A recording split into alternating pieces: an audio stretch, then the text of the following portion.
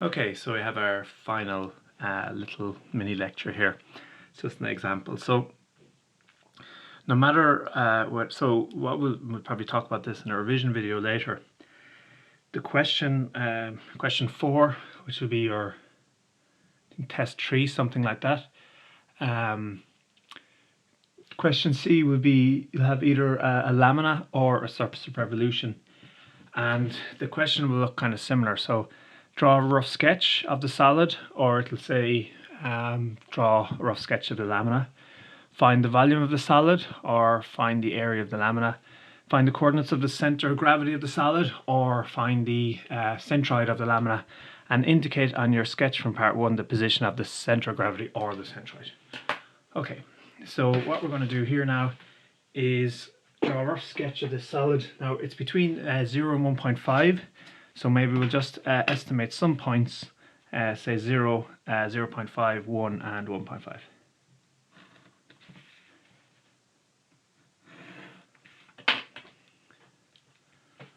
X, Y, 0, 0.5, 1, 1.5.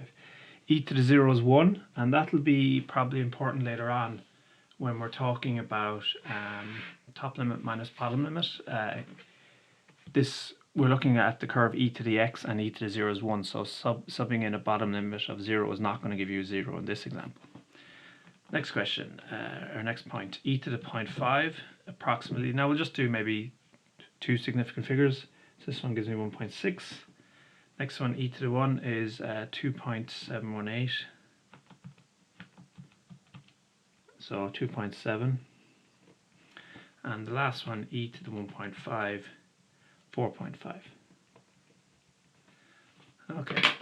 Now, if you don't have to do this to scale, but it should make the final answer make a little bit more sense. So I think I'm going to kind of, well, it's impossible to do to scale because, well, it's not impossible, but it's difficult to do to scale. Yeah, actually, okay, so my issue is if I do this to scale, so I need to go up to 4.5, and so like this will go up in 1.5, say, and yeah, so it'd be like, so this could be 0, 1.5, say, 3, 4.5, for argument's sake. That if then the graph is basically tiny, but it is actually giving the right scale. So this shape that I'm going to draw isn't quite to scale. The shape is actually more like, you know, is it a cymbal, a drum? So it's going to be a bit more like this shape. And so the center of gravity is actually going to be very, very close to 1.5. It's difficult for me to draw that to scale, so I'm just going to bang along and not do it to scale. So not to scale would be 1, 2, 3, so 0.5, 1, 1.5, and then on this let's do it's hard to choose an axis, maybe 2, 4, 6. 2, 4, 6. Yeah, I could get something like that in. So 1, 2, 3, 4, 5 should work. So a bit of graph paper might make things a bit easier here for you. This is definitely not to scale now, and so the answer won't look right. Okay, so the 3 points I have is 0, 1, 0.5, 1.6, just roughly there. 1, 2.7, something like this, and then 1.5, 4.5. And so it's kind of growing slowly, but actually it should be growing very fast. Okay, so something like, join them up smoothly, and then rotate.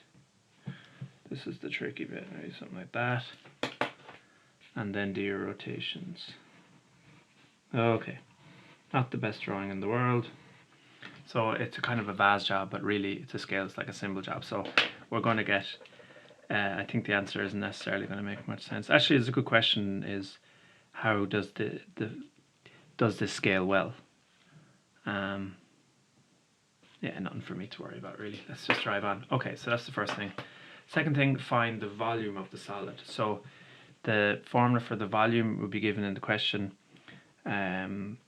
nearby. So it's the integral of pi y squared dx. So we're looking, the volume of this thing is integral from 0 to 1.5 pi y squared. Now the y is e to the x, so it's e to the x squared dx. Okay, now also by symmetry, the y coordinate, excuse me, the center of gravity is going to be along this central axis, so the y coordinate of it is going to be 0. We have to handle this yoke. Now, the pi isn't an issue. If we want, we can pull out the pi as a constant. That's not a problem. The problem is dealing with the e to the x squared.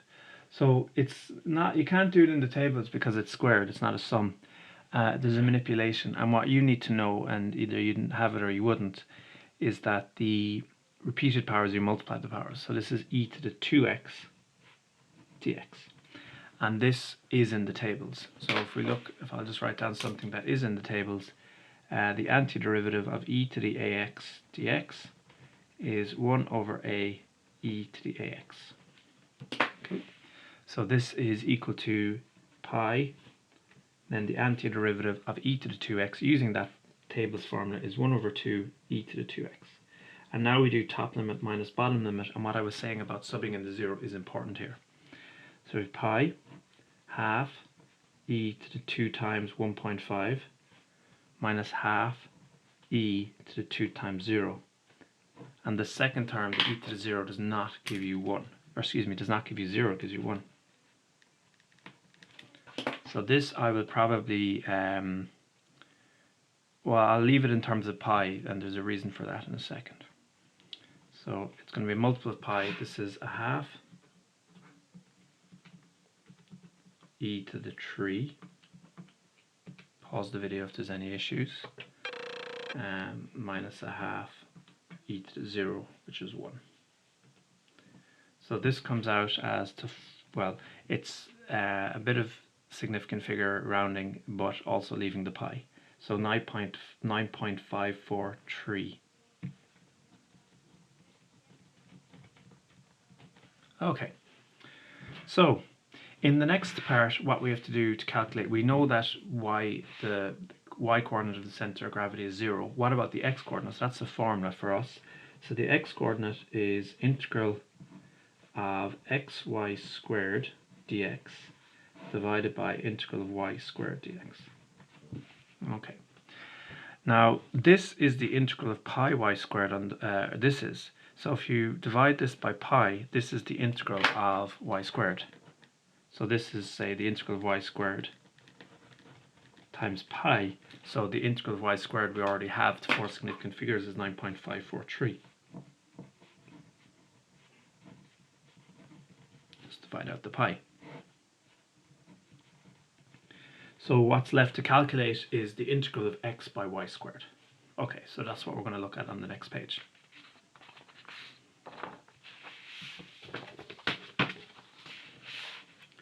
So now, so let's maybe write this go back to the previous page. So what we're interested in, the integral of xy squared dx is the integral from 0 to 1.5 x times e to the x squared dx. So that's where we're at with that. Okay, so this is what we have to integrate. Now, for reasons that will become clear in a moment, we're going to just forget about the limits for a moment. And let's just look at, okay, well, first thing, can we do it directly from the tables? No, because x and the e to the x squared are multiplied together. So the next thing to do is a manipulation. And the manipulation that we did in the previous part was that the e to the x squared repeated powers and multiply the powers. So this is x times e to the 2x. So this is what we're looking at. Now let's go through our toolkit. Direct, we cannot do. Manipulation, we've done our manipulation. Now the substitution isn't really going to work. I think the only thing that's reasonable for the substitution is w equal to 2x. And I think if you carry it through, you end up with something like a half w e to the w dw, something like this. Or maybe it's 2 multiplied by that. This is just as difficult, really. you get to here, you can't do this in the tables. There's no more manipulations. There's no more substitutions because you can't, like, I mean, you could let another W, but the only choice is W. You have to go to your fourth thing in your toolkit. You have to go to parts. Okay, let us write down the formula for integration by parts.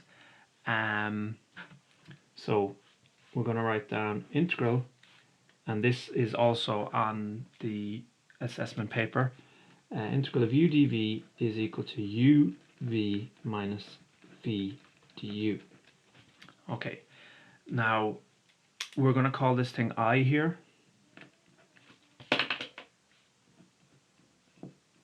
Okay, and we need to pick u's and v's in that. Okay, so I is equal to u.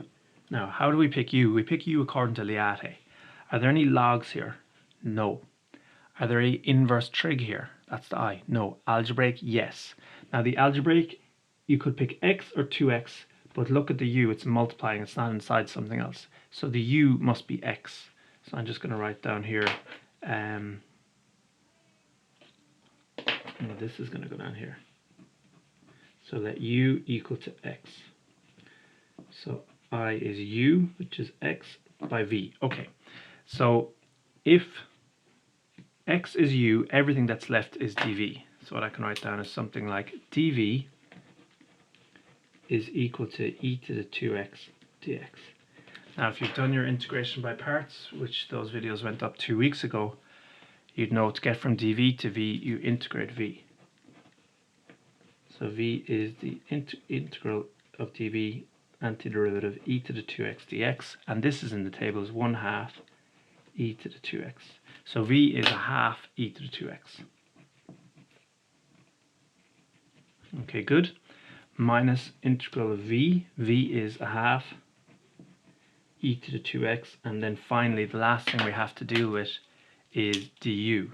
Now, if u is x, du is going to be, if u and x are the same, du and dx are going to be the same, but let's just see it. If you want to get du, you must differentiate u. So you differentiate this, you get du dx. Remember, you can always pause this video, kind of get your bearings, email any questions.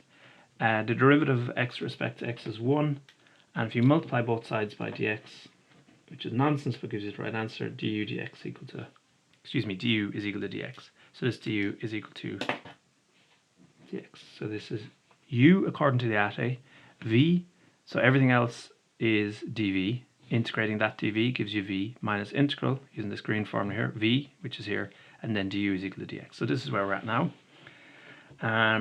Now the first bit is okay, because it's x by 1/2, which is 1/2 by x, e to the 2x, and now anti-differentiating this is no problem at all, because you can fix the constant, and the antiderivative of e to the x, e to the 2x even, is in the tables. It's 1/2 e to the 2x. And then what you can say is, okay, 1/2 by 1/2 is 1/4. So the antiderivative of x e to the 2x is 1/2 x e to the 2x minus 1/4 e to the 2x. The reason I stopped worrying about the limits was as soon as we got to here and we realized that we needed the parts, the limits are only getting in the way. What we know now is that the antiderivative of x e to the 2x is equal to this. Now we can calculate the integral in one line. So the integral from 0 to 1.5 of x e to the 2x, which we considered on the bottom of the previous page. How do you calculate an integral? You anti-differentiate. We have that here.